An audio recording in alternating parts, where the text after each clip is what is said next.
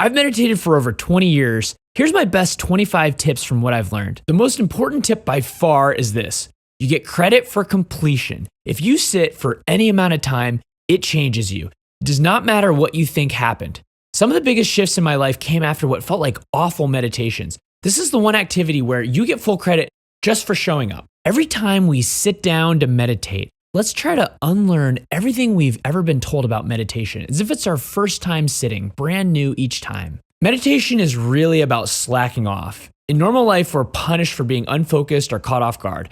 Meditation is the opposite. This is your time to be a slacker, like the kid in the back of the school bus, just enjoying the ride. If you've been achieving things all day, there's a leftover doing energy. You may notice yourself trying to meditate correctly, perfect breathing, perfect posture, perfect stillness. Just notice that energy. That gentle noticing is already enough to help the doer relax. Don't believe anything the mind tells you about how your meditation went, good or bad. The mind loves to judge, but this really isn't its domain. Stop trying to control your thoughts. There's this idea that if you're thinking a lot, you're doing it wrong. The mind is just another form of expression. All expression is welcome. When the mind gets loud, don't fight it. Just widen attention to the space around the thoughts. There's a Zen saying, if you're waiting for your mind to stop, you'll wait forever. The mind is actually desperate for appreciation, especially the parts you don't want to see. Instead of pushing them away, try thanking them, even if their job is archaic. That appreciation goes a surprisingly long way towards quieting the mind. Even if the mind is yappy, meditation is still working. The body and nervous system are resetting in the background. Profound shifts can still happen even with a noisy mind. Thinking, discomfort, and boredom are completely normal. That's the system unwinding. Real calm doesn't come from suppressing anything. It comes from balance. Meditation lets emotions and thoughts rebalance naturally, sometimes through emotional release, realizations, or physical sensations. Be careful not to rely too much on guided meditations, music, or breathing techniques. They can help at first, but over time they can keep you distracted. I generally recommend trying meditation without guided meditations. It may feel less productive at first, but your body learns its way home naturally. That's much more powerful than forced attention. Having said that, the right guided meditation can be amazing and very powerful, especially at the beginning. So if you use one, look for an open-ended guidance that invites relaxation, not forceful commands like breathe in for 4 seconds or, then do this, then that. Those can help, but long-term change comes from the body figuring it out on its own. You don't need a special posture. You don't need full lotus. I don't know if I can even do full lotus. I don't know if I can even sit like that. There's a joke about monasteries needing on-site knee surgeons. Your knees do not need to suffer for enlightenment. Oh my God.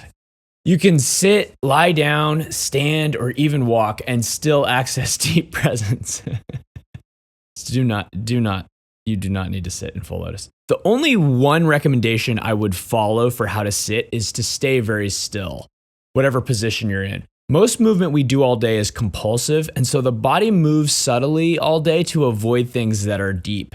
Stillness lets those unseen drivers be felt. Nothing is too small to matter. A minor irritation, a random thought, or a distant memory that won't go away, those often lead to the deepest insights. When difficult parts show up, try something radical.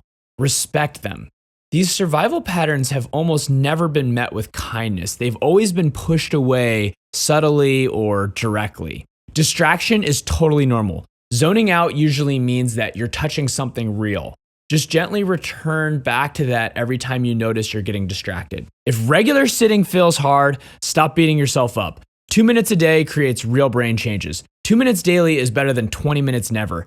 Then, when you have time, sit for longer deep dives. You can also meditate all throughout the day. Just small moments here or there where you reconnect with openness. It can happen in a moment. Notice what you think you're trying to get in meditation, and notice if that place isn't already here. Notice any beliefs you have about time, that awakening requires thousands of hours or years of effort. That's the normal work hard paradigm, but awakening moments are available right now. They can happen spontaneously to anyone, and no one knows how this should go. Notice if you're filtering everything through science. I came from a science background, and I still love a good scientific explanation. But if we reduce every experience to brain chemistry, we lose some of the magic. Meditation often reveals something more grounded than any belief system, even the very sophisticated ones like science. If you want to share anything that's helped you or anything you're noticing right now, drop it in the comments, and thanks for being here.